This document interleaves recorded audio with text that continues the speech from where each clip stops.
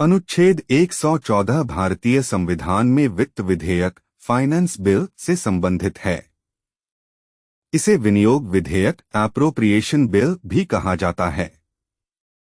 यह अनुच्छेद सरकार को भारत की संचित निधि कंसोलिडेटेड फंड ऑफ इंडिया से धन निकालने की शक्ति प्रदान करता है।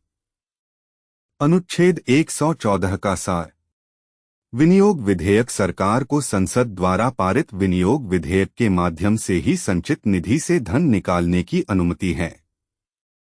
कोई संशोधन नहीं। विनियोग विधेयक में किसी भी ऐसे संशोधन का प्रस्ताव नहीं किया जा सकता है जो किसी व्यय की राशि को बदल दे या उसके गंतव्य को बदल दे।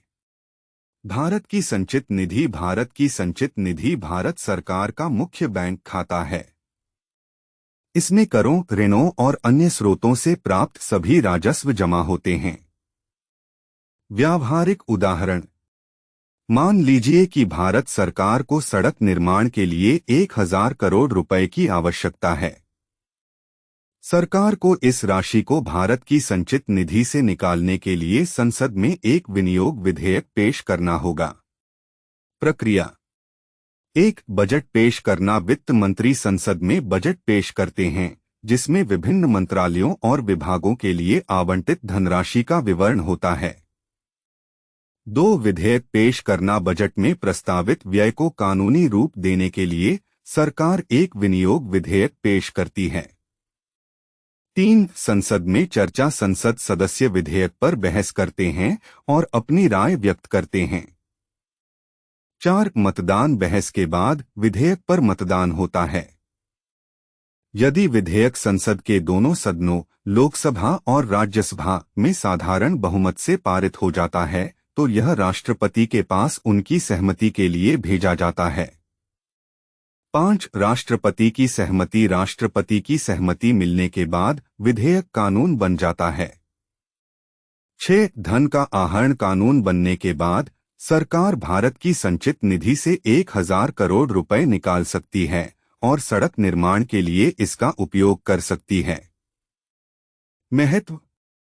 अनुच्छेद 114 यह सुनिश्चित करता है कि सरकार संसद की मंजूरी के बिना संचित निधि से धन नहीं निकाल सकती है। यह सरकार के वित्तीय कामकाज पर संसदीय नियंत्रण बनाए रखने में मदद करता है और सार्वजनिक धन के दुरुपयोग को रोकने में महत्वपूर्ण भूमिका निभाता है। सरल शब्दों में, अनुच्छेद 114 एक परमिशन स्लिप की तरह है जो सरकार को भारत के खजाने संचित निधि से पैसे निकालने के लिए संसद से लेनी होती है। सरकार को यह बताना होता है कि वे पैसे का उपयोग कहाँ करेंगे और संसद को सहमत होना होता है।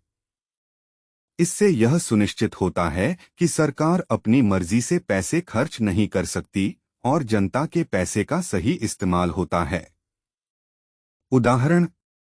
जैसे आपके पिताजी को आपके स्कूल की फीस भरने के लिए बैंक से पैसे निकालने की जरूरत होती है, वैसे ही सरकार को भी देश के विकास के लिए पैसे निकालने के लिए संसद की अनुमति अनुच्छेद 114 के माध्यम से लेनी होती है।